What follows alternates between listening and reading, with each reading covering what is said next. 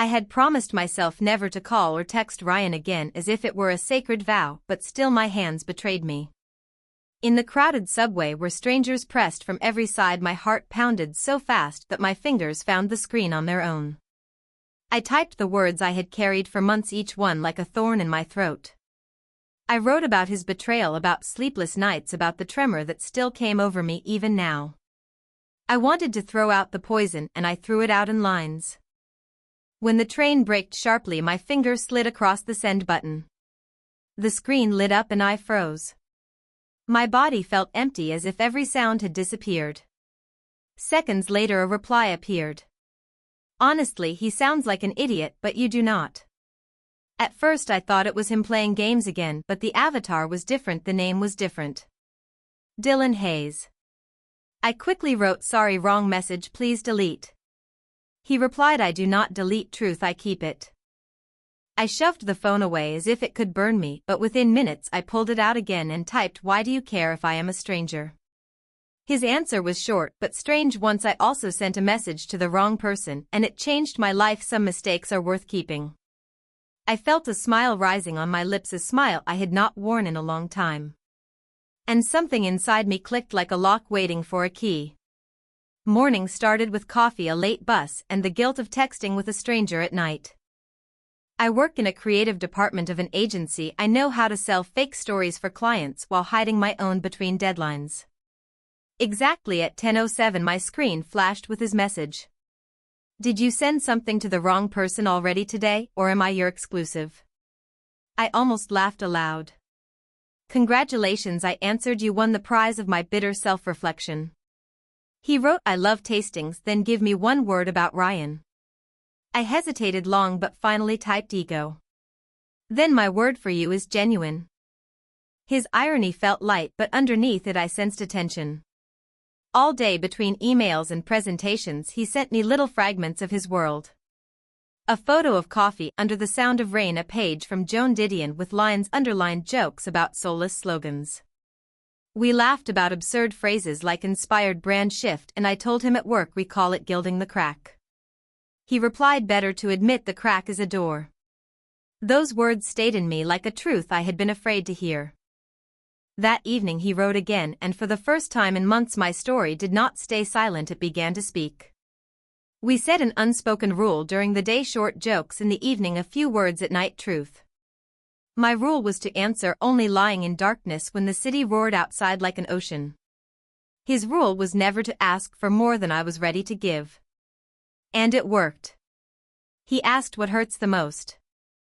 I wrote that what hurt was not only his betrayal but that I had loved not who he really was but the man I wanted him to be. Dylan answered that it was normal, that people often fall in love with illusions.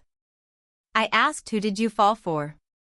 He replied, someone who later became a stranger, and it made me stronger. I stared at the ceiling counting cracks and felt as if each answer moved furniture in my soul, leaving more space. Near midnight he asked, do you live by the voice you write with?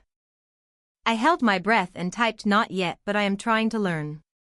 He replied, then keep going, I like your voice. I smiled to myself in the dark, and for the first time in months I fell asleep without fear of being broken again. The next day I walked the city and felt his invisible steps beside mine. At work clients demanded perfect slogans without truth, but for the first time I dared to write to colleagues, let us be honest, no empty promises. During the break another message from him. Today I brewed coffee without sugar and it felt more real than people. I replied, coffee without sugar twists the heart but leaves a taste. And what taste does our conversation have? Beginning, I typed. Then let us keep it in memory, he wrote back. That evening he sent me a photo of a bridge covered in lights with the words, I love watching cities from above, they look simpler. I stared at that picture and felt like those glowing threads might guide me to a place where I could become myself again. When I put the phone down I heard my heart beat differently, not like a wounded bird but like wings beginning to grow. On the fifth evening I finally dared to write a rule I was terrified to break. If we truly hear each other, let us meet in real life. Minutes passed like eternity. I counted car lights outside, touched the scar on my hand, and remembered how painful it was to trust once. Then the screen lit up with his reply. Yes, but only where there is a window and warm light. I do not want false scenes. I answered. Then coffee at a small cafe on Lexington near the library Saturday 12 o'clock. He wrote agreed. I ran my finger across the text as if it were his face, and a wave of fear and magnetism rushed through me. I knew there would be my clumsy hands, his smile, and the eyebrows that balance his thoughts. I knew Ryan would hear my silence. And for the first time in many months it felt like my mistake on the subway had truly switched my tracks. I had not fallen, I had reset the rails. And now in this world I was moving in another direction towards truth. I could speak and someone who would listen. Saturday arrived faster than I expected, and all morning I kept spinning in front of the mirror, not recognizing myself. Clothes looked either too frivolous or too businesslike. Makeup seemed either too much or not enough. I was nervous like a schoolgirl before a first date, and that made me laugh at myself. I arrived on Lexington early, ordered a cappuccino, and held the cup so tightly as if it were my shield. When the door opened and I saw him, the calm in his walk stunned me. He was tall in a simple dark shirt, and there was a warm irony glowing in his eyes. Dylan sat across from me, and the first thing he said was, "I like that you came without being late." I laughed because that was exactly what I had feared being wrong. We talked first about small things, about coffee, about books, about city noise, but between the words stretched a quiet thread pulling us closer. I caught his gestures, his smile. He listened carefully to every word. At one point I realized that for half an hour I had not thought about Ryan, and that absence was the most precious gift. Before we left he said, "I do not know what will happen next, but I want to know you more." I nodded because the desire was already rising in me, impossible to hide. We started seeing each other more often, first as if by accident between errands, then deliberately. The cafe on the corner became our little shelter. I laughed at his work stories, he teased me about my deadlines, we argued about music and exchanged books. Everything felt so natural, as if we had known each other for years, not weeks. One evening he walked me home and we stopped by my doorway. The air smelled of rain and asphalt. My heart pounded against my ribs. Dylan leaned closer but stopped a step away. "May I?" he asked softly. My lips answered yes before my mind caught up. The kiss was unrestrained yet careful, as if we were both afraid of breaking something fragile. When he pulled back I did not know whether to laugh or cry, because waves of joy and fear rose inside me at once. I looked at him and thought this could be my new beginning, but was I ready to allow myself happiness again? With every meeting the tension between us grew stronger. His touches seemed accidental, but each left a trace. His glances lingered longer than needed. I felt my body leaning toward him, my thoughts circling around his laughter. Yet just then the past returned. Ryan texted me again, first cautiously then insistently. He wanted to meet, apologized, promised he had changed. I held the phone in my hand but did not reply. Two voices argued inside me. One said I must close that chapter, the other whispered I owed myself revenge or closure. I did not tell Dylan about those messages. I did not want to pull him into my past. But he sensed I had changed. That evening we sat in the park listening to the hum of the city, and he suddenly asked, "Is there someone still pulling you back?" I stayed silent, and that silence shouted louder than any words. He sighed and said, "I do not want to compete with a shadow." I went home thinking about his words. Competing with a shadow. That was exactly what it was. Ryan was a shadow, still following me through streets, still lying down with me at night though he was not there. I knew I had to let go, but letting go meant admitting that what I had called love was only illusion. The next day I ran into Ryan outside my office. His face was painfully familiar, but his eyes no longer burned the same. He spoke quickly, showering me with apologies, promises, memories. I listened, feeling as if behind glass. I was no longer that woman who caught every word of his. Quietly I said, "Ryan, we are finished." He laughed bitterly and said, "You will see that I am better than anyone else." I turned and walked away without looking back, though my insides trembled. That evening I wrote Dylan, "I want you to know I made my choice." He replied, "Then I will be here." Our meetings grew more intimate. We spoke not only about books or music but about fears, about losses, about pain. Dylan could listen in a way that made me want to open more. And one night opening became physical. We ended up in my apartment after a long evening. The lamplight was soft, rain tapped on the window, and between us there was no distance left.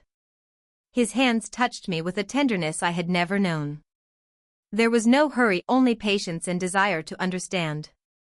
When our bodies finally merged, I felt not only passion but relief, as if part of my painful memory dissolved. Afterward we lay together, his hand holding mine. I was afraid to open my eyes, afraid I might see everything I once lost and be terrified to lose again. But instead of fear I heard his whisper, "I am here and I am not leaving." And in that moment I realized my choice was becoming reality. I knew it was getting serious when I started fearing my own happiness. The more time I spent with Dylan, the more doubts gnawed at me. Was it too fast? Was it too open? Was I repeating the same mistakes? One evening we sat in a cafe. He was telling a story about work and I caught myself staring at his profile, the line of his jaw, his hand movements, and thought, this is how I once looked at Ryan. That scared me. I turned away, but Dylan noticed and asked, "What is wrong?" I answered nothing, and it was our first lie. That night Ryan texted again. "You look happy, but I know it will not last." I did not reply, but the words stuck. The next day when Dylan touched my hand I flinched and he felt the tension. We sat in silence, a silence heavier than words. I wanted to tell him everything but feared the past would destroy this fragile bridge. I was terrified that if I spoke he would walk away. And maybe I was not ready to spill all the pain yet. Jealousy crept in suddenly. At the office a colleague jokingly asked if I had a new boyfriend and my cheeks burned. That evening I glimpsed a message on Dylan's phone from some woman. It looked innocent, a work arrangement, but in my mind it grew into a shadow. I said nothing but thought about her all night. Dylan looked at me, sensing the distance. He asked, "Do you trust me?" Of course I answered, though my heart pounded. At night I woke restless, imagining how little it might take to lose everything again. My past screamed inside me in old voices. I knew I had to stop but could not. Finally I dared to ask, "Who is she?" He looked surprised and said, "She is a colleague, we are working on a project." His tone was calm, but I heard irritation. He added, "I want you to know I am not Ryan, I do not hide things." But was that enough to silence my fears? My past did not disappear, it kept knocking. Ryan texted again, this time more persistent. He said he missed me, that he knew me better than anyone else, that no one could ever understand me like him. I deleted the messages, but they left marks inside. One evening I accidentally left my phone on the table and Dylan saw a notification. He did not read it, but his eyes changed. He asked, "Do you still talk to him?" I denied it, but guilt was already rising. We argued for the first time. His voice grew louder than usual. He said he would not be a backup, he would not fight with my past. I shouted back that he did not understand how hard it was to free myself from poison that held me for years. Then silence. We sat with our backs to each other, the room felt broken. I wanted to reach for him but did not know how. The next days were tense. We texted less, our meetings grew shorter. Dylan looked at me as if searching for an answer I could not give. One evening he said, "You must decide whether we build something together or you stay prisoner to your past." His words hurt because they were true. That same night Ryan showed up near my apartment. He said I was making a mistake, that Dylan would never handle my complexity, that only he knew how to love me. I looked at him and remembered all our nights of arguments and tears, all the promises that vanished by morning. Anger rose inside me. I told him to leave. He laughed and said, "You will come back." I shut the door and leaned against it, trembling. Dylan's words about choice echoed in my head. And I knew that choice was coming closer with every breath. I invited Dylan to the rooftop of my building. We sat looking at the city lights. Wind tangled my hair, his hand rested nearby but not touching. I gathered all my courage and said, "I am afraid." I am afraid of repeating everything, of hurting you, of being less than what you think I am. He was silent, then turned to me and said, I am not looking for perfect, I want real. I looked into his eyes and saw patience and pain together. We kissed, and that kiss was not about passion but about decision. He embraced me and said, if you keep the door open I will stay. I nodded and felt something ease inside me. Yet even in that moment I knew the fight with my shadows was not over. After that rooftop conversation we became closer and yet more distant at the same time. I felt something strong growing between us, but the shadow of doubt still lived inside me. We spent evenings together, walked through streets, laughed together, but suddenly I would be hit with waves of fear and turn cold. Dylan felt it and tried to melt my ice with touch, words or jokes, but often I hid behind my wall. One night, walking back from dinner, he suddenly stopped in the middle of the street. He looked at me and said, I need to know the truth. Are you really here with me, or are you still where he left you? His voice was steady and my throat tightened. I had no answer. I loved these new feelings, I loved the way he looked at me, but the past still held my wrists. We walked in silence, and that silence hurt worse than any argument. I understood that if I did not let go of the shadow I would lose not only the past but also the future. The next day we did not see each other. I stayed home staring at my laptop, pretending to work but thinking only of him. I replayed our conversations, our kisses, the way he touched my hand, and my heart clenched with fear that I was destroying everything. Ryan's words echoed in my head, telling me I was weak, that I could never live without him, that no one else could handle me. I realized those words still poisoned me. I wrote Dylan a message, can we meet, I want to explain. He answered simply yes. When we met in a cafe I fidgeted with my cup for a long time, then said, I am afraid of losing you, and so I sometimes push you away. He listened without interrupting. Then he said, you must understand, I am not here to repeat his story, I am here to write ours. His words cut deep but also healed. I saw not anger in his eyes but willingness to stay. For the first time I believed that trust might be possible. But the real test was waiting. One evening we went to a party with his friends. There were many people, music, laughter. I felt a little like an outsider even though he held my hand. Then I noticed a woman looking at him too intently. She came over and hugged him, and he introduced her as a colleague from an old project. She was confident and beautiful and spoke to him as if something more existed between them. I forced a smile but inside fire burned. After she left I felt my mind spinning. I asked, who is she really? Dylan sighed and said, we worked together, she once showed interest but nothing happened. I wanted to believe but my heart built walls again. He saw it and with frustration said, you do not trust me a single step. His tone hurt me and I snapped, maybe you are hiding something. We argued in front of people and it felt humiliating and painful. After the party we walked home in silence. Rain started suddenly and we hid under a roof. His eyes were tired. He said, I cannot keep proving I am not him. If you see only a continuation of your past in me, then say it now. His words cut deep. I wanted to scream that he was wrong, that I saw so much more in him, but fear tied my tongue. We stood side by side with a chasm between us. He turned and walked away, leaving me under the rain. Water mixed with tears on my face. I knew I had pushed him away myself, but I did not know how to bring him back. That night I lay awake in bed with emptiness beside me, thinking maybe this was the end, and the thought of being alone again terrified me. For several days we did not speak. My phone stayed silent and I did not write either. Work became mechanical, coffee tasteless, life colorless. Ryan wrote again, and this time I did not even open the message. He no longer had power over me. But I still felt I might lose Dylan. Finally I gathered courage. I wrote, I want to meet, I cannot live in this silence. He did not reply for hours and I lost hope. But late at night the screen lit up. Tomorrow at the park near the fountain. Relief rushed through me so strong I nearly cried.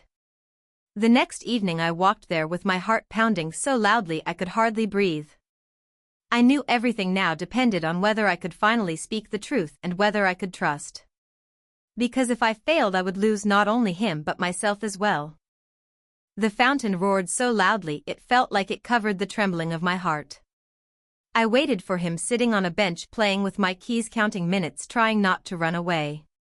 When he appeared I saw the exhaustion in his eyes, and it struck me harder than any words. We walked silently, but he stopped first and said, "I cannot keep living in a fight with your past. If you are ready to move forward I am here, but if not I will step away." I looked at him and panic rose inside me, the ghost of Ryan whispering in my head that I was worthless without him. I exhaled and said, "I want to move forward, but I am afraid because trusting still hurts." Dylan stepped closer and held my hands, his warmth melting the ice.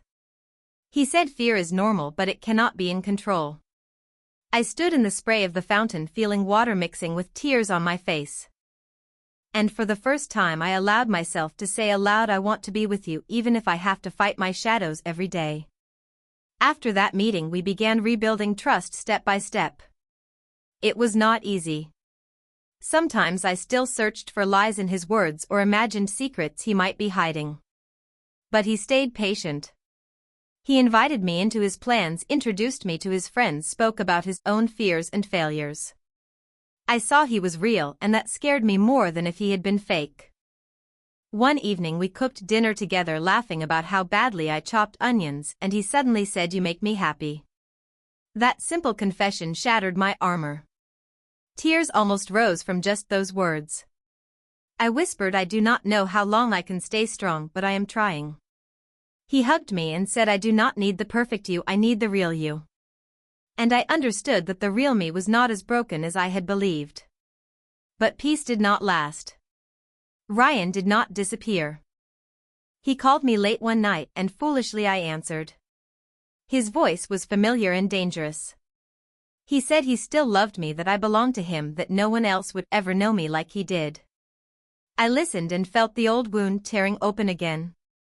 When I returned, Dylan noticed my unease. He asked who called. I told the truth and saw pain flash in his eyes. He did not yell, he only said, "You must decide once and for all, because otherwise we will lose each other." That night I could not sleep. I lay next to him, listening to his breathing, thinking about how Ryan always dragged me backward while Dylan pulled me forward. And I realized I had to choose a direction, because standing between them was no longer possible. In the morning I arranged to meet Ryan. We sat in the same cafe where everything once began.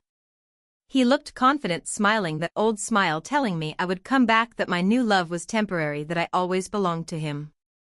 I watched him and for the first time saw him clearly. His words held no love, only hunger for control. I said, "Ryan, we are finished forever." He tried to joke, touched my hand, but I pulled away. Something tore inside me at last. His shadow began to fade.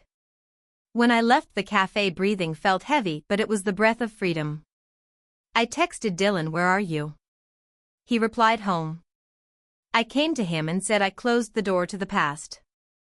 He said nothing, just held me so tightly I understood how long I had been waiting for this moment. The ending came not with noise but with quiet. We sat in my apartment window open, night air drifting in.